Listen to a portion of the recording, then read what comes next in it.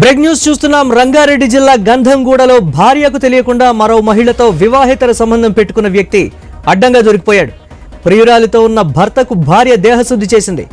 భర్త వేణుకుమార్ తన ప్రియురాలితో ఉన్నట్లు భార్యకు సమాచారం వచ్చింది. వెంటనే బంధువులతో కలిసి గంధంగూడకు వెళ్లిన భార్య భర్త అతడి ప్రియురాలికి